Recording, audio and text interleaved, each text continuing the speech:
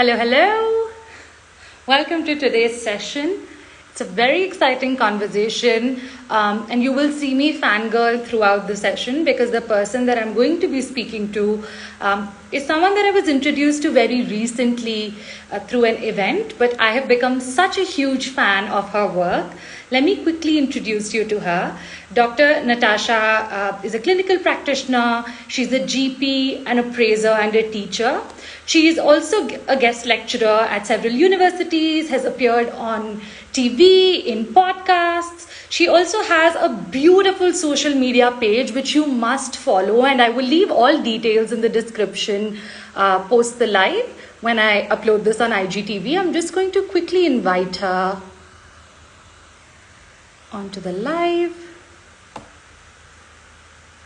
So yes, today we're going to be talking about whether doctors in fact know it all. So we often give, we often say that, hey, like the doctor has said so and so, the doctor has said that weight loss is going to improve a person's physical or mental health and therefore a person must lose weight.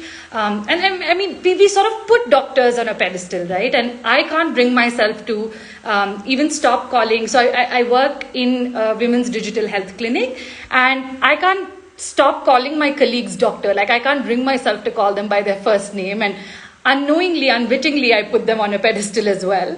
So I'm very excited to speak with Dr. Natasha about me potentially like decolonizing this whole idea. So here we go. West. She's going to join us. We are very excited. Hi. Keep going. I love the title of this Instagram. It's amazing. You're not going to call me doctor though, right? I will try. Can I call you Doc? You can call me Doc, but it's Natasha. Or you can call me Tasha or Tash or I don't know, like but none of that. Tash. How about you just carry on and I'll just sit here and listen. Thank you so much for accepting my. Also, like, are we hair twins a little bit? We are, aren't we? Do you know? No, I'm looking at your hair going, your hair is amazing and I want it to look like that. What do I do to get my hair to do that? What have you done? It literally looks the same. There's no difference between your hair and mine. That's the difference.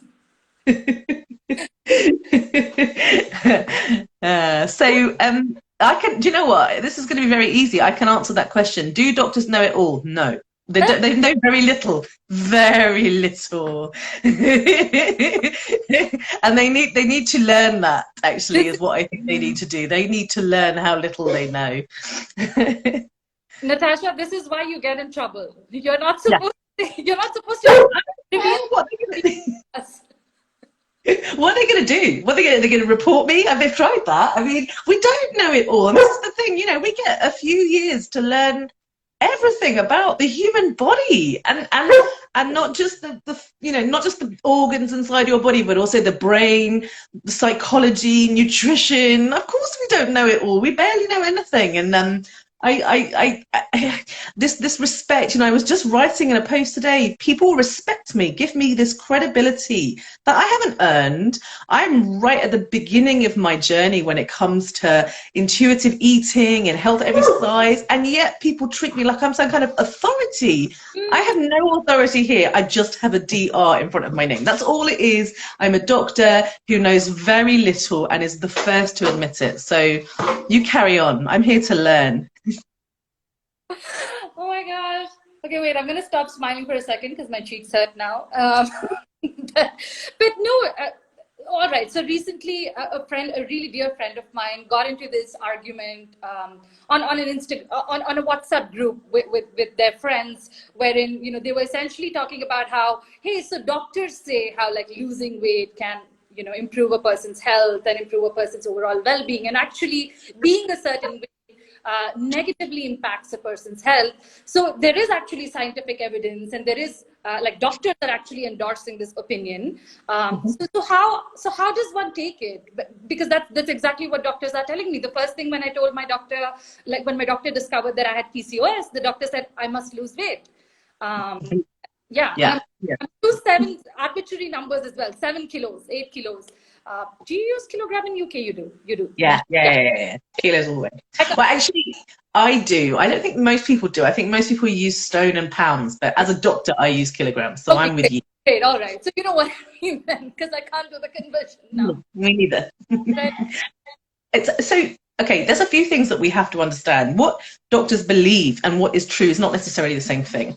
And that's always been the case, right? I mean, we didn't always know about DNA or chromosomes or germs or all sorts of things. Doctors have believed what they believed at the time, and thought that to be true. And it's a popular opinion. Often it's popular opinion more than it is fact. There is very little actual decent evidence that being fat causes you to die younger, causes you to be unhealthy, There is very little evidence to show that. There is a lot of evidence to show that being fat is associated with certain medical conditions. But just because one is associated with the other does not mean that one caused the other. In fact, it's other things that are causing people to gain weight that are also causing them to be unwell. So, for example, chronic dieting causes people to be unwell. It causes insulin resistance, which can lead to diabetes. It causes poor mental health. It causes disordered eating. It leads to heart disease. So when you are in a big body, you tend to go on a diet, lose weight, gain weight, lose weight, gain weight, lose weight, gain weight. We call that weight cycling.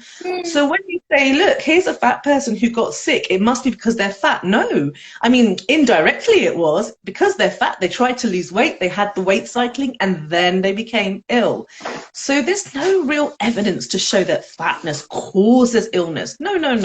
There's no real evidence that shows that you don't live as long because you're fat. No real evidence at all.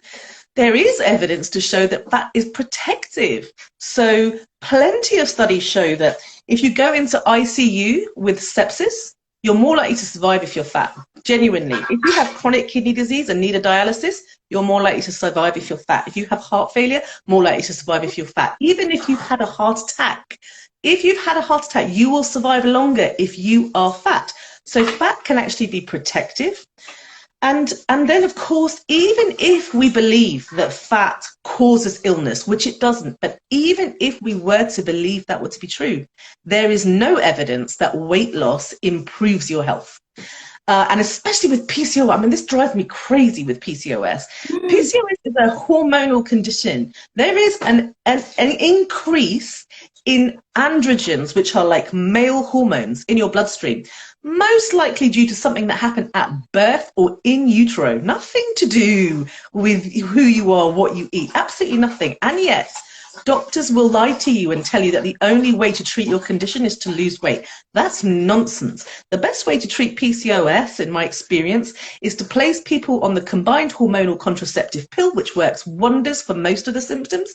And if you have concerns that they are developing insulin resistance, which unfortunately goes hand in hand with PCOS, then you have to give them medication to reduce the insulin resistance.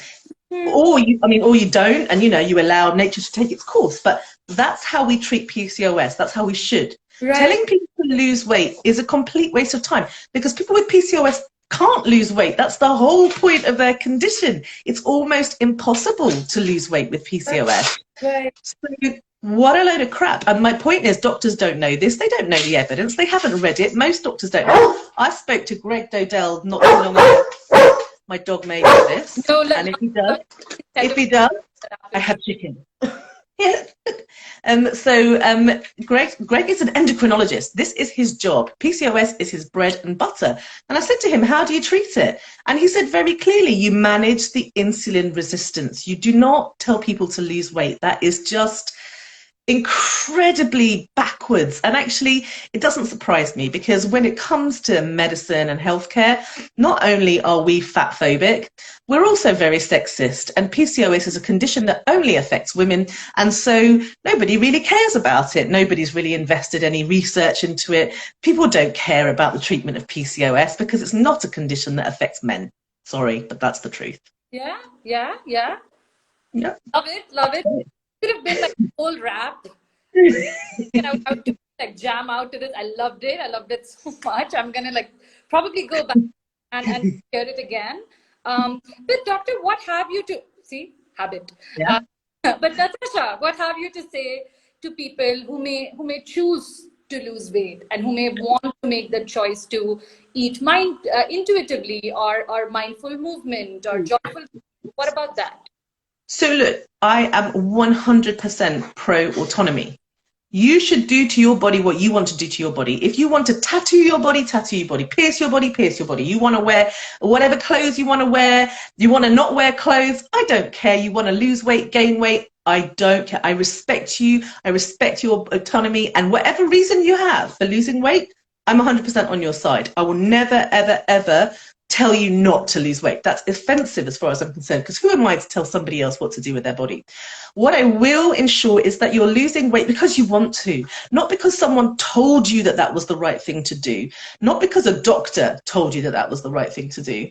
The other thing that I say to people is, look, traditional weight loss methods have been shown to be ineffective in up to 98% of people. 95% is a common statistic that's quoted. This dates back to research that was done in 1993, released by the Australian government. In fact, it was a national policy at the time that said 95% of people will regain the weight they lost. So traditional methods don't work so well. I personally have adopted intuitive eating, mindful eating. I think it's wonderful. I have never, ever in my life felt so free and so connected to my body. Like, I understand my body in a way I never understood my body before. When it comes to movement, I'm very pro physical activity, but it has to be physical activity that you can do. If you're disabled and, you know, you have a chronic pain, you know, for example, and you can't manage certain activities, that's okay. Do what you can. You know, there's no right or wrong way, but it should be enjoyable. Yeah. I also think that alongside activity should come rest. So there should be periods of rest, self-care. I also believe that when you're trying to be healthy, I don't want to say lose weight, but even if you say, I want to lose weight, dog, I think it should come from a place of body acceptance, where you say, do you know what, I love and accept my body the way it is, but I would like to lose weight for X, Y, and Z. I'm not going to stop you from doing it. I'm not going to encourage you to do that either, because as far as I'm concerned, I personally prefer to choose health over weight loss. But that's just semantics, I think, actually. Yeah. You know, if I happen to be eating in a certain way and moving in a certain way, and as a result, I happen to lose weight, great. There's nothing wrong with that. There's nothing bad about losing weight. If I focus on losing weight, though, I think that what happens is I become obsessed with the numbers, like 7 kilograms, 8 kilograms. That's where it's all at.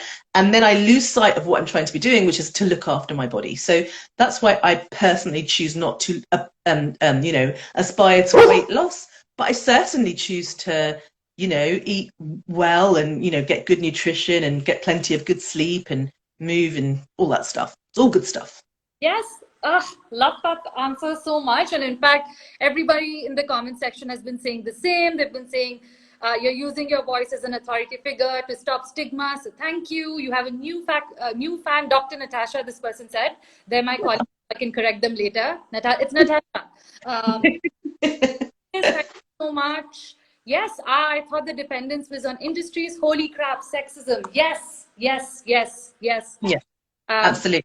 Clearly a lot of people resonating with it, which also means that we're all thinking it, but we feel like we're not authority enough to claim this, right?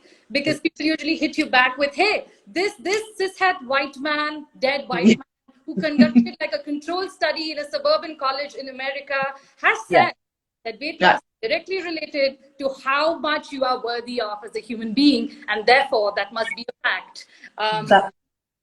I mean, you couldn't have put it better if you tried. That is exactly it. It was designed by a man. It was studied on a man, a white European man at that. It is, you know, actually, you know, living in the UK, obviously we have quite, I think 8% of the UK is South Asian, so Indian, Pakistani, Bengali, like from that area. So we have quite a large, you know, a large, what we would call British Asian population.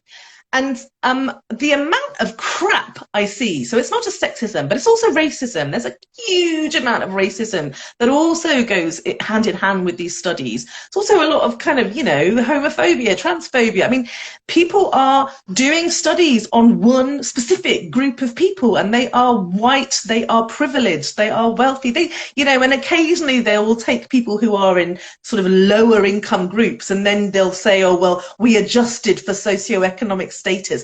All you did was figure out how much money people earn, and that's not an adjustment. That's such a, I'm not a researcher, but it's just so pathetic, really, how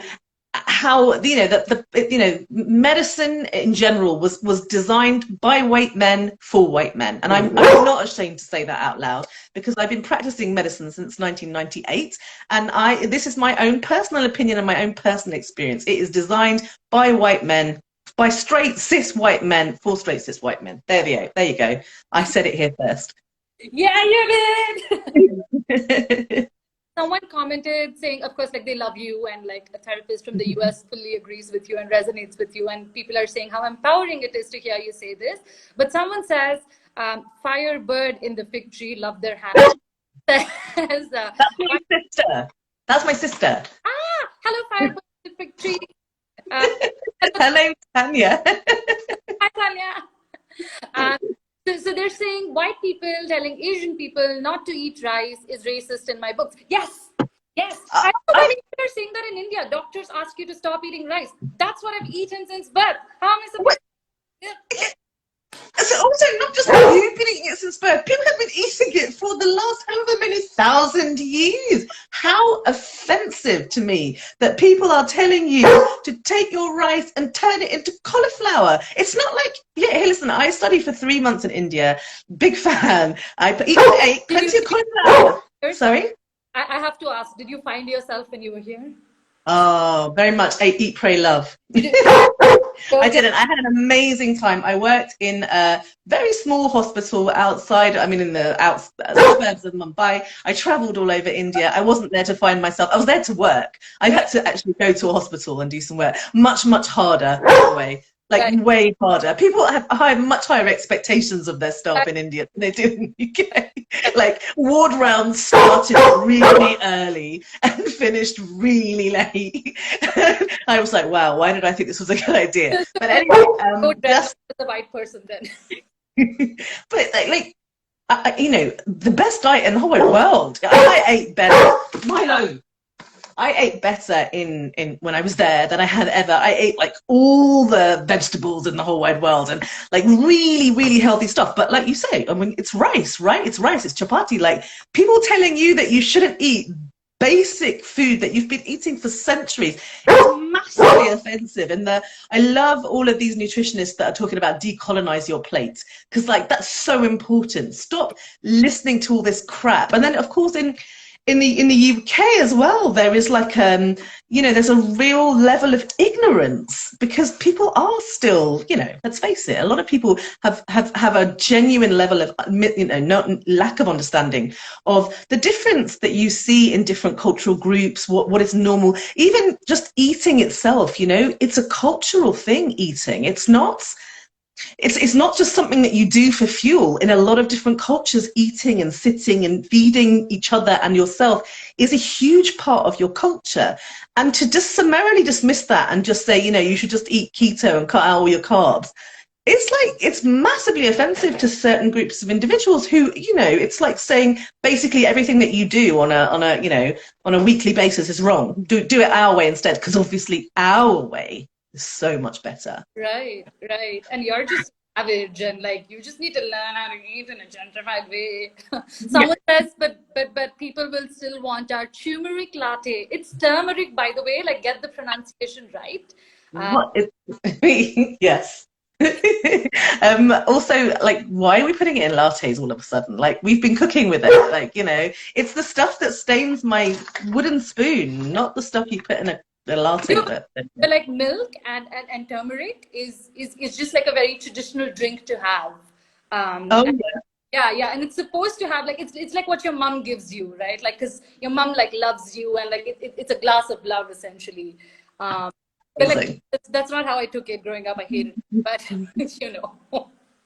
Yeah, but sometimes mother's love is like that, right? You're like, I love you, but that tastes disgusting. Yes. So the therapist from the US, Meaningful Thread, says, gotta get ready for work, but still to be on IG and saw y'all went live. I'm pumped to go teach. Yes, go teach. So excited for you to teach. Yes. No, incredible stuff. Like everything that you said, like resonated so much with me. And like I'm so happy that you brought up racism. Because we kind of tend to like dilly-dally around it and not really address the sexism and the racism that exists within like weight stigma. You don't actually call it weight stigma, do you? You call it body fascism. Can you tell us a little bit about why that is and what that means? So actually I stole it, and the person I stole it from knows that I stole it from her, and she gave you permission. Her name is Jane, and she is a psychologist who used to work with my sister, who's firebird and fig free. Hello, Tan. And Jane is a wonderful person who I admire and respect so much, and she's extremely qualified, and she spent a lot of time dealing with, predominantly actually her job for a long time was dealing with people who had visible differences, so facial disfigurements, children who had experienced like these kind of things, and worked for the reason she knew my sister was she worked for a charity called Changing Faces, which is a charity in the UK. It's the leading charity for people who have visible difference. My sister learned a lot from her. I learned a lot from her as well. And Jane, right at the beginning, when she saw what I was doing, she talked to me about body fascism, and it really resonated with me because, you know, I think that as a fat person, I'm experiencing that. I'm experiencing that all the time because people look at me and they say, you're different. You differ from the norm. You are not the thin ideal. And therefore, I have the right to discriminate against you. But equally, if you're walking around with, you know, melanin in your skin, also, you're hearing the same thing. You may not be fat, you may be quite slim, but you're also hearing you're different. You differ from what is accepted, you know, beautiful and what we should be all working towards, and therefore we can discriminate against you. And maybe you're disabled, and again, you're hearing the same thing. Maybe you're trans, or you're non-binary. Again, you are going to be discriminated against because of your body. Maybe you have, you know, got some kind of visible difference. Maybe you were born with a massive birthmark on your face, or maybe you have really terrific acne and scarring. It doesn't matter, actually. There are a lot of people out there who are experiencing stigma. Now, that's not to say that everybody out there that has a tiny little blemish is experiencing the same kind of stigma. And I think what we have to remember is it's a spectrum, isn't it? You know, you can have someone who has, you know, is slightly overweight, are going to be treated very, very, very differently from somebody who is what would describe themselves as super fat, which is, you know, a way of saying, look, I can't get into an aeroplane without needing an extender, you know, belt. You know, that's completely different, judged completely differently, both experiencing weight stigma, but in a very different way. Yeah. So for me, I always, Tan and I had this conversation once, and this is where embody fascism came from. We were saying that, you know, what happens is the little group of cis-het white men that sit in their little, you know, back rooms, their seedy back rooms, and make all their deals together and make all their decisions together, and, you know, essentially legislate, and for the rest of us decide our fate. You know, they like to fight, to pit us against one another. Have you noticed that? They love to pit us against one another. It's my sister described it beautifully. It's like the real life version of the Hunger Games. You know, you've got 12 districts and you pit them all together and they fight each other, and because they're fighting each other, they can never unite with one another. But if you think about it, cis-het white men are a small minority. We collectively are a huge majority. We don't have the resources, and we don't have the money. We don't have the power. We don't have the political power, but we have the bodies on the ground. We are much bigger than them, and they know this. And the only way they can hold on to their power is to pit us against one another. If we collectively unite under one banner, if we say, hey, look, you're experiencing racism, and I'm experiencing phobia and anti-fat bias. My pain's not worse than your pain. Your pain's not. It's not the struggle Olympics, as one person put it. let's just unite. I'll support your cause and you support my cause. I'll back you up and you back me up. I'll make sure that I'm being anti-racist and you make sure that you're being anti-fat phobic. And then once we unite with each other and support each other, our voices get very loud very quickly. And, you know, we have seen throughout the world over the last few years, Milo's like driving me crazy right now. We've seen over the last few years. Agreeing with everything you're saying. Right. It's just him like, yes, yes. Yes. He's on board, and like that's all the approval we need. Yes, please, please. Go on. But I think we've seen what happens when the masses join together collectively. I mean, we saw an Arab uprising, like, you know, what was it? Was it called the Arab Uprising? It was the Arab Spring, whatever it was called. In countries you never thought that would happen. I was watching women on the street in countries that you just never saw coming, protesting. What happened? Things changed. Hong Kong, things changed. Black Lives Matter. Yeah, things didn't change, but things got a bit better. And I think that it just goes to show that when we come together collectively and say this isn't okay, then I believe we can affect more change. So that's why I came up with this idea of end body fascism. I wanted it to be more inclusive. That it wasn't just about fat rights, but it was also about black fat rights and queer rights and trans rights and you name it rights. Just 1 second. Yes. I'm just gonna see if someone will take the dog out because it's driving me mad. Any chance we could take the dog for a bit? We're also enjoying it, Mummy. Just put him on the lead and take him. Just put him out there because he's driving me mad. I think he's just trying to destroy my life. Thank you. That's my son, my delightful son, whom I adore very, very much. Who is helping me out. Doc, I also quickly want to talk about, you know, my location of privilege. So I hail from a dominant caste in India, which means that I have Savarna privilege, which my DBA comrades do not have, and their bodies are treated very differently. If I were to put on weight and look different, or if I were to lose weight and look different as a woman of a certain caste location, I will still be able to access a certain degree of care and a certain degree of empathy in my struggles, which my other folks who aren't like me won't be able to. And you know, when you spoke about like being non-binary and being like, you know, disabled and like, so that's where it really comes from, right? The intersectionality. If you understand your own struggles, you're able to understand the struggles. You should be able to understand the struggles of other folks as well. And you know, I am like, for all purposes, so I'm autistic, but I have like learned masking. Like, it's very unfortunate, but like mastered the art of masking. I can say it because I'm autistic, but it's nothing to be proud of. So I'm therefore like, you know, I don't look neurodivergent, or I don't look queer, and therefore I am, and this is something that you spoke about in your talk on another platform, which is that I found you and then like trapped you and then live and then made you my friend and that sort of thing. but you know, being quote unquote white passing, although you're not white, also affords you certain kinds of privileges that maybe a person of color in the UK may not be able to access. If you could talk a little bit about that. So, you know, I grew up, you know, I didn't have the best upbringing in the sense that my parents gave me a lot of issues. But one thing that I will say for sure is my parents never, ever, ever allowed racism or the concept of racism to enter into our home. I grew up with a lot of different friends from different cultures, and I only knew them by the country that they hailed from. So like my best friend growing up was from what was then called the Congo, is now the Democratic Republic of Congo, possibly even has changed its name since then.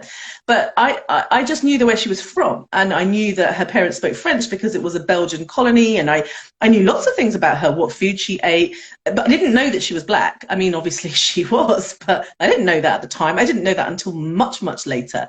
So I was very lucky that I didn't ever worry about race. When I met my now husband, my, you know, and was introducing him to my family at the time, you know, he was like, are they going to have an issue with me being black? And I was like, no, because they really didn't. And that's a beautiful thing. And I think that's kind of the utopian ideal that we all strive for.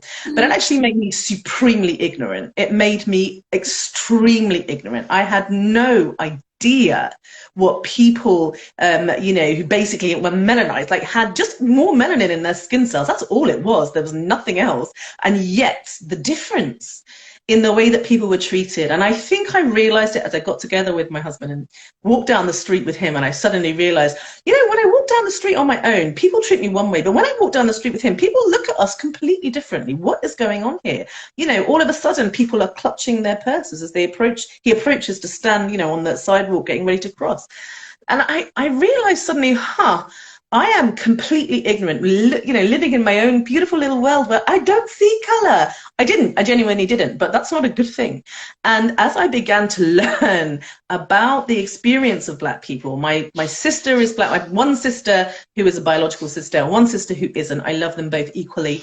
I give them both a kidney. And one of my other sister, she's from Zambia. She's Zambian. And I am now learning what it's like to be a tall, black, fat woman, because I watch what happens to her and how she is treated compared to how I am treated. It is completely different and unacceptably so. We are so, you know, so intent or so determined to ignore these issues that, you know, we like to bury our head in the sand and pretend that that's not the case. And as what I'm learning about, you know, issues like racism is that it's not just a case, it's not, pardon the pun, but it's not black and white.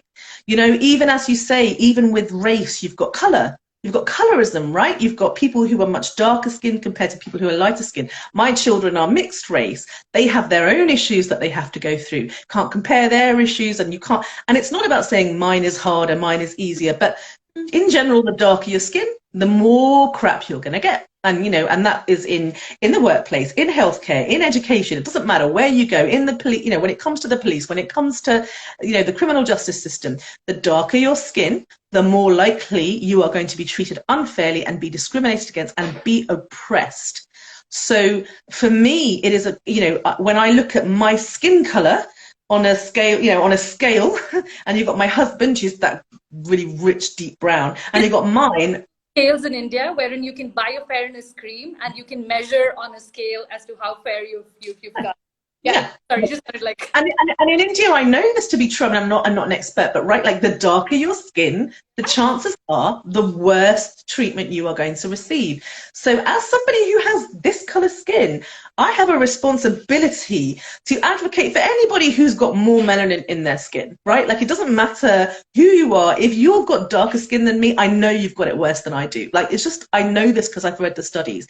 And, you know, I am proudly queer, and I've always been. And before I met my husband, I had a beautiful girlfriend, and I've had several beautiful girlfriends before him. So I'm proudly queer, and I've always identified as queer and tell everybody that I am. But also, I'm married to a dude. That is not the same as being married to a woman. Yeah. So I know that, yes, I identify as queer, but I am not getting as much crap as somebody who is walking hand in hand with their wife, with their kids to the school playground, right? I'm not having to deal with, you know, we have Father's Day in the UK, all the parents, all the children are making presents for their dads, and like, you know, I don't have a dad, I have two mums. You know, this stuff still happens every day. And I have to be aware of that issue. So come Father's Day, I have to kind of like be able to, you know, put an arm around my friend and say, hey, you know, this sucks for you. I can imagine this is a difficult day. Also, I have friends and loved ones who don't have kids. Yeah. That's an issue. That's a huge issue. You know, oh, you're not married, you don't have kids. Oh, you know, lower down in the social ladder. Anybody who is trans, I mean, like, don't even get started on trans rights, because, I mean, even in the medical profession, it's atrocious.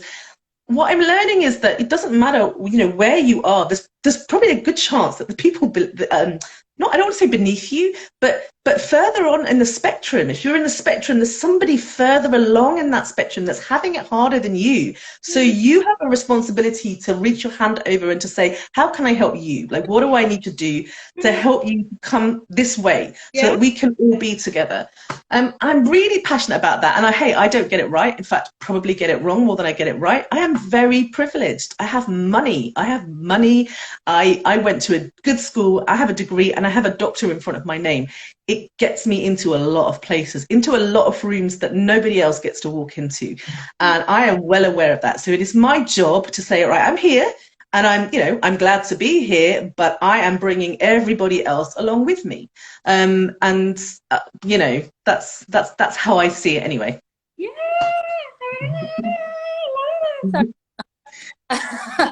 I warned you that I will behave this way. So Doc, like, it's very interesting that you spoke so eloquently about racism and colorism, and so many of my Indian friends who live abroad experience racism. They talk about it so much, but they forget to take it a step further and talk about casteism. So I'm going to remind everyone that, hey, check your privilege. Your caste networks exist literally in every corner of the world, right? And you need to be aware that while you are experiencing racism, and that sucks, and I'm sorry that's happening to you, casteism is a reality that happens not just in your country, but in caste networks abroad as well. So you need to be cognizant of that, and you need to see what kind of space are you taking up, and how are you using your privilege, like you said. And in fact, Doc, I'll just take a second to also acknowledge that, when I reached out to you, you said, and I introduced myself as an autistic queer Indian woman, and I said, hey, I'd love to, I love the work that you did. You said, okay, that's great. It's great that you admired my work. I also think that you're doing important work. How can I help you? And how can I be of service to you? And that really says something. That really says how, speaks volumes about how reflexive you are and how you truly practice what you're preaching. So I also bring it up. Yeah. That it means, to me, just today, this amazing GP reached out to me, and she lives in Australia, right? She just was like, I just found you on Instagram and I just wanted to reach out. And I saw her profile picture and I was like, yeah, I'm going to be super blunt here, but I've heard Australia doesn't have the best reputation when it comes to race. And as a black woman, working as a GP in Australia, that must be really hard. How's it going? Is there anything I can do? And then she just kind of went, oh yeah, and then we started talking. And I have another colleague I had this conversation with the other day. She had gone through a GMC investigation. An absolutely wholly and utterly inappropriate GMC. I couldn't believe what she had been through. I was so shocked.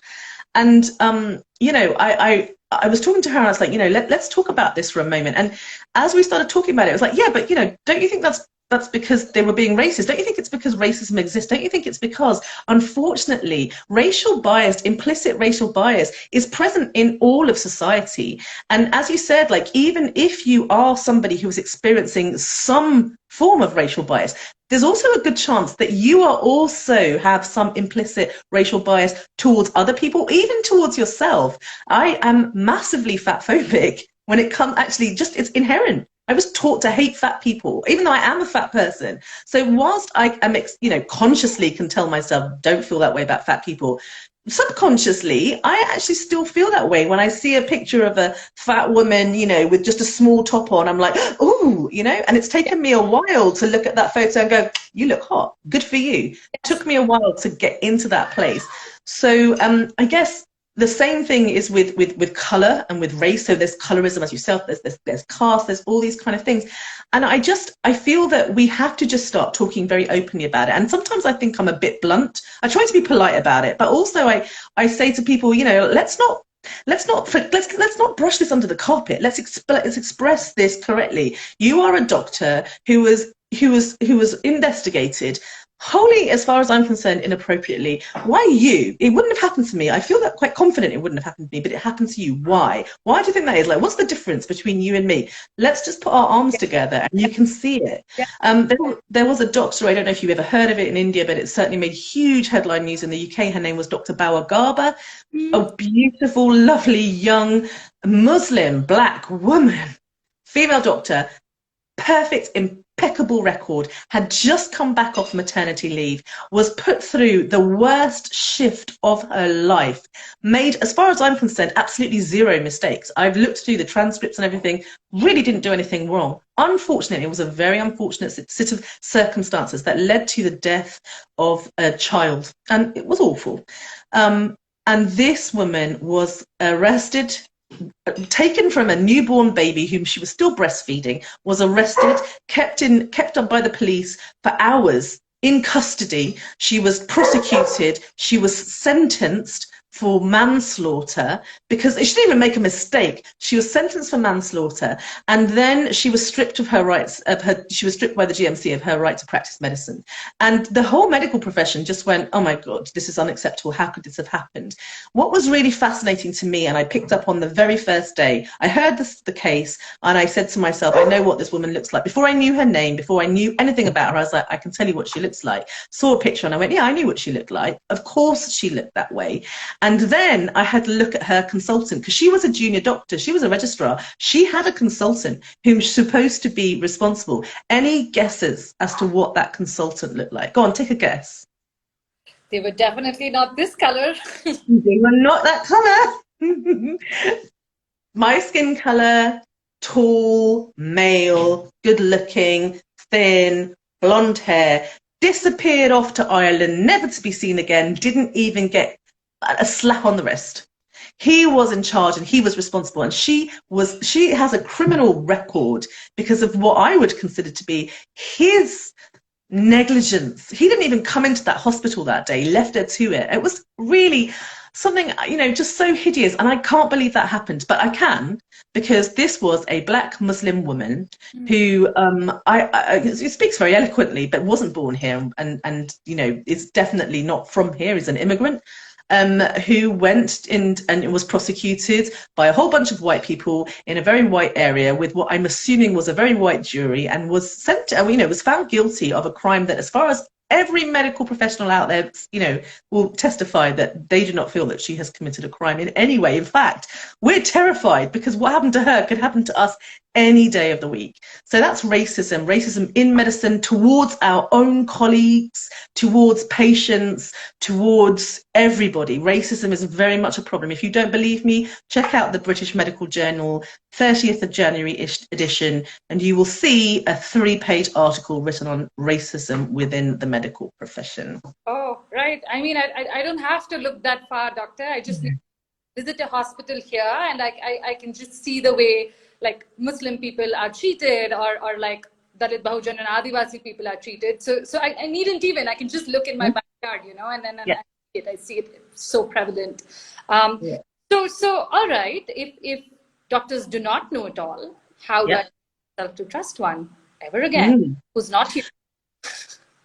It's difficult, isn't it? It's very difficult. How do you trust your doctor when they've let you down? Is it any surprise that certain groups of people just don't trust their doctor? And that's the thing about weight stigma. You know, not only are doctors are implicitly biased, explicitly biased, which means that they don't take adequate histories when they're in front of a person that they're prejudging. So whether they're judging them because of their weight, or because of their race, or because of their, you know, their IQ, because of where they're from, which neighborhood they live in, it doesn't matter. Like, if a doctor is, you know, almost inevitably going to be a very privileged individual, is sitting in front of someone else and is making those assumptions because of that implicit bias, it will affect how they take a history, how they examine that patient, what diagnosis they make, their differential diagnosis. Are they going to blame it on the person's lifestyle, or are they going to actually look for an underlying cause? It's going to affect their management massively. So you've got to have a different management plan. You know, if you've got a thin privileged person in front of you, you're probably going to go, oh, don't worry, I'll get you the best possible care. And if you've got somebody who you just think is fat and lazy and uneducated and there's no point in bothering, you are going to give them completely different treatment. Just go away and lose some weight, honestly, get on with it, stop eating McDonald's, that kind of thing. So that is how it impacts doctors and why we don't trust doctors. And that's the point, isn't it? That we don't trust doctors, that we don't feel like we can talk to our doctors, that we can't communicate effectively, that we struggle to comply with their advice because we don't trust them. So why would we do what they tell us to do? And most importantly, we avoid our doctors. And this is the thing that worries me so much, is that we avoid doctors because we are scared of how they're going to treat us. And when we avoid them, we delay treatment. So delayed treatment is probably responsible for a vast majority of poor health outcomes. I often quote a study that was done on swine flu, the last global pandemic. A study that was done several years after the pandemic itself showed that once you factored in and adjusted for delayed treatment, the link between being fat and dying of swine flu disappeared.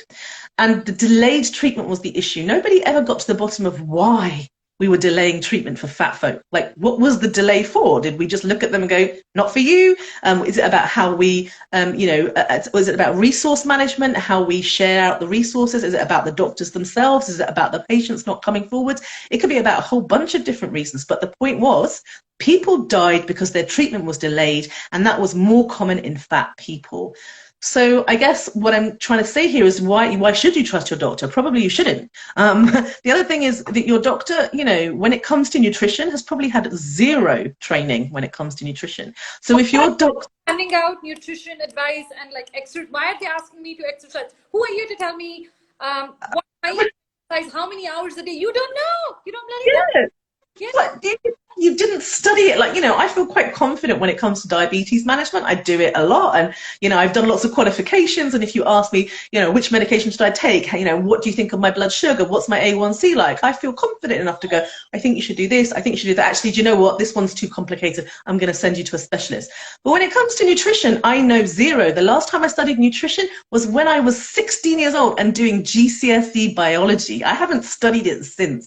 And any nutrition advice I've ever received since going to medical school has come from magazines, social media, the newspaper, people telling me about a diet, me trying my own diet. We have no nutritional qualifications whatsoever. So really, we shouldn't be giving out any advice. So your doctors don't know everything, and you probably shouldn't trust them because actually, they have harmed you in many ways. But what you do need to know is what you can expect of a doctor. And I think that this is probably a universal thing. Different countries will have different rules and, sort of standards for their doctors. But almost universally, you will have doctors are told that we have to put our patients' best interests at heart. We should never be doing any harm. So do no harm is a thing. It's called non-maleficence, and it's an important part of our job. Respecting autonomy. Okay, so respecting people's autonomy, respecting confidentiality, and practicing fairly and without discrimination. So you should expect that from your doctor. You should expect that they are doing what is in your best interest. You should expect that they are not trying to harm you in any way. You should expect them to, instead of telling you what to do, to help you to make an informed choice by telling you about the risks and the benefits and the long-term implications, all the different treatment options, and then saying, now what do you want to do? That's autonomy. They should be keeping your information confidential, as it goes without saying, and they should be practicing fairly and without discrimination. So if you feel that your doctor isn't doing one of these things, you are well within your rights to turn around and say, hey, you're not doing what you're supposed to do. You've got to do better. But that's so much harder to do in real life, right? Like, how do you advocate for yourself when you've got this person? Doctor, just go to your doctor and find a new one. Of course, I say that with all my privilege, where I can actually pick and choose, but not everybody has a choice. Yeah. Yes. So what must we do then? So I don't know. You shouldn't have to advocate for your own care, right? Like that shouldn't have to happen, but it does. That's the reality. And actually, I've realized that there's a lot of scope out there. There's a lot of need. People keep asking me, do some workshops, and I've decided I'm going to do some workshops. I'm going to do like some workshops on how to advocate for yourself in the doctor's office, and I'm going to try and make it sort of available to everybody, and as accessible as it possibly can be. And I'm going to figure out how to do that best. But really, we need to come. There are a few tricks of the trade. The first thing that I say to people is come armed with information. Knowledge is power. If you're going to see a doctor about something, thank God for Google. Don't Google your symptoms, because Google will tell you have a brain tumor. So don't do that. But if you have diabetes, learn about diabetes. There's a fantastic website called hayeshealthsheets.com. It doesn't have all the conditions out there, but it has quite a few. And it is a health at every size aligned website that that doesn't give weight loss advice, but gives very good sound advice about different medical conditions. So, you know, look there, look at some decent reputable websites, figure out a little bit about, you know, your condition. Become armed with knowledge, because then when the doctor says lose weight, you can be like, oh, what about this? What about that? That, you know, that's something that you can do. Come with someone. Having an advocate in the room with you is really helpful. Ideally, a strong, mouthy, loud one. A mother is often a good one, or a sibling, or a friend. Somebody like someone who's just going like, hey, no. Come with things written down on a piece of paper. Write stuff down. Really, really helpful if you've written it all down. There are some questions that I often allude to. I put them in all my blogs and stuff, like questions you can ask your doctor, like, you know, what would you do if I were a thin person? Or is there any evidence that this is going to harm me? Is there any evidence that this is going to benefit me? You know, could it be something other than weight loss? Okay, I've already tried weight loss. Can we try something else? Or no, I don't want to try weight loss. You know, you can say that. No, I don't want to do that. And the doctor has to go, okay, they can't stop treating you. I've heard so many stories where doctors have gone, well, then I'm not going to treat you. And I think, then I'm going to report you, because you can't not treat a patient because they don't want to do what you say. Rubbish. You can't do that. That's just not allowed. So you cannot deny a patient treatment ever. If a patient says, no, don't do that, you have to go, okay, I respect your wishes. Let me try something else instead. So you can just say, nope, not doing that. Now what shall I do? And they should then move on to the next step. But of course, that doesn't always work. And I think if you get to the stage where you feel my doctor is not doing what I need them to do, then unfortunately, you do have to take a step back. In the UK, I say to people, complain. It depends where you live, whether a complaint is actually going to hold any weight. Correct. In the UK, a complaint is a real pain in the butt. Yeah. So you don't want one, and you do whatever you can to avoid one. And you do take them seriously, because they have to be discussed every year at your annual appraisal. So, you know, if a doctor receives that kind of a complaint, you discriminated against me, stigmatized me, made me feel bad, and they have to take that seriously. And it's a good learning lesson for them. And if you do it the right way, actually, it can be a very positive experience. I have had several complaints where I have sat down with a patient and gone, yeah, I totally messed that up. Like, I put my hands up in the air. I'm really sorry. How can I fix this going forwards? I've learned this, I've learned that. What can we do? And I've actually maintained very good relationships with those patients as a result of those complaints. So complaints aren't always a bad thing when handled correctly. So yeah, complain, or if you can, find another doctor. If you can find a Health at Every Size aligned doctor, well, great, but you know, there's few and far between at the moment. You know, you know, having to advocate for your own care is really difficult. And you know, I say complain. I have personally experienced a whole ton of weight stigma, and I've never complained about it. So, you know, I know how difficult it is, but yeah. I have got a letter, like just like a template that you can like copy and, you know, mess about with. Sometimes it's easy if someone just says, just fill in the ... bits, you know, rather than writing the whole bit. Right. So those are some ideas, not all of them, but, you know, helpful, I hope. Yeah, no, that's brilliant. And in fact, Undercover Auntie has also shared another tip with us. They say, if they don't run tests that you think are necessary, then I've heard saying, can you please write on the notes that I've asked for tests and you refuse to give them? And that's helpful, right? Yeah. Yeah, sorry.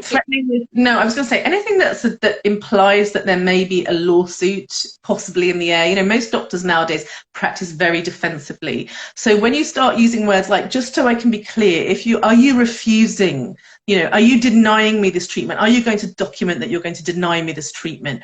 You know, because the first thing that a doctor hears then is like, you know, somebody potentially is going to sue me.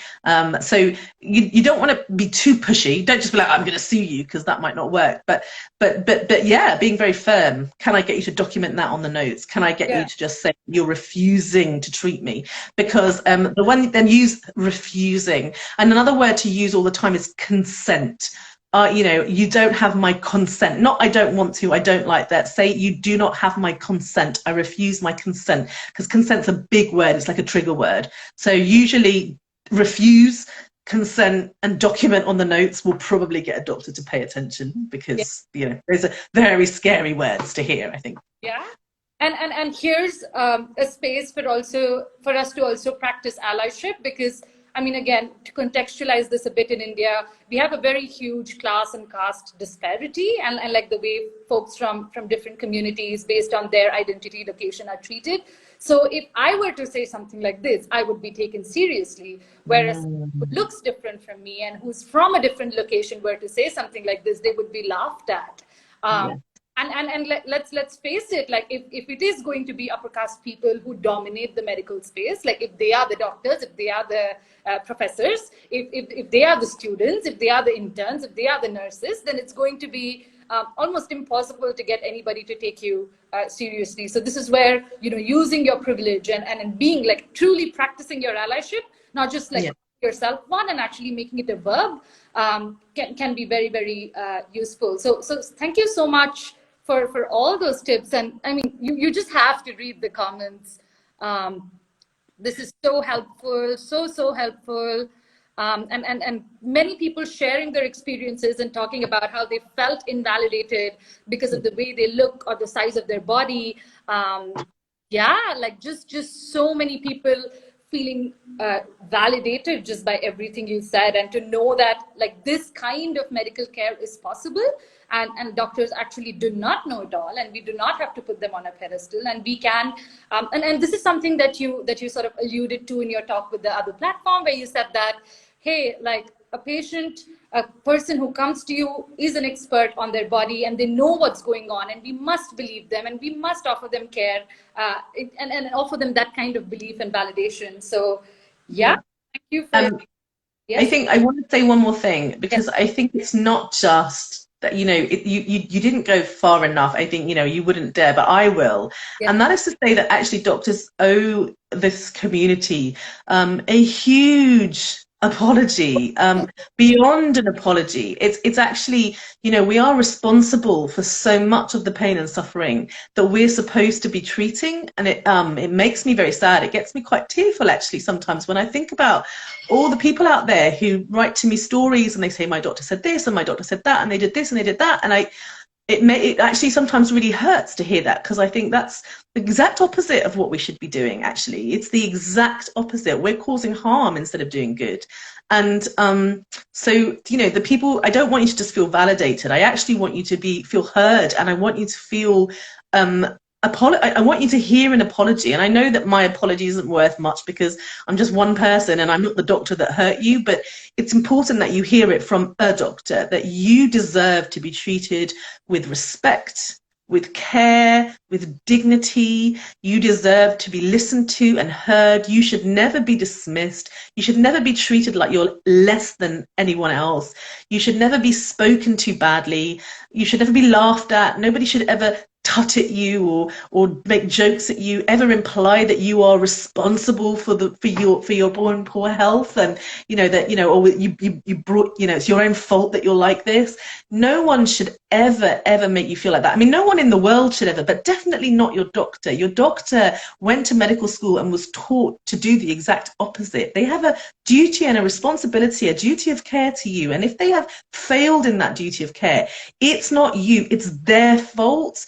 And you deserve an apology. You deserve better. You deserve so much better. So I want people to walk away from this talk having heard not just that, yeah, you know, maybe it isn't just me, but actually to walk away thinking, no, it isn't me, it's them. They're the problem. And, you know, doctors really don't know it all. And I think it's about time that we started to accept this, to admit it, and to start to make a change and be different, be better. Gosh, I just quoted Melania Trump, but that was an accident. But be better, be best. Oh, I can't believe I'm ending it. Cancelled. You're cancelled. Now, cancel me now. You're adorable. We're taking you back. No, the comment said, I'm welling up just hearing that. Likewise. This is very affirming. Thank you. Good. Yes. I'm just going to leave everybody on that note, and like, thank you profusely for doing this, and for, sorry, someone said wash your mouth out, because I can't believe 1 whole hour I was getting it so right, and then right at the last minute I just dropped the ball. I can't believe I did that. It was such an accident. Be best. You know, I'm gonna make a reel of that and post it. Yeah. Damn it. I did it live now. I can't take it back. Like, it's not like we can edit it out. It's done. Shame. Well, I really thank you so much for having me. I have had so much fun doing this live. This is the best live ever. It was so much fun. And I meant what I said. How, I want to support you. I think what you're doing is amazing. I imagine you get a lot of stick for it. And like any way I can support you, I am 100% here. Thank you. Thank you so much. Like, yeah, just thank you. And lots of people said that they want to move to the UK so that like you doctor, and I fully resonate with that. So, yes. Don't do it. Thank you so much for doing the work that you do and for being the person that you are and for allowing yourself to mess up, for allowing yourself to show up imperfectly and not being complacent and continuously learning and yeah, for everything really. Thank you. Well, thanks so much. See you. See you. Bye.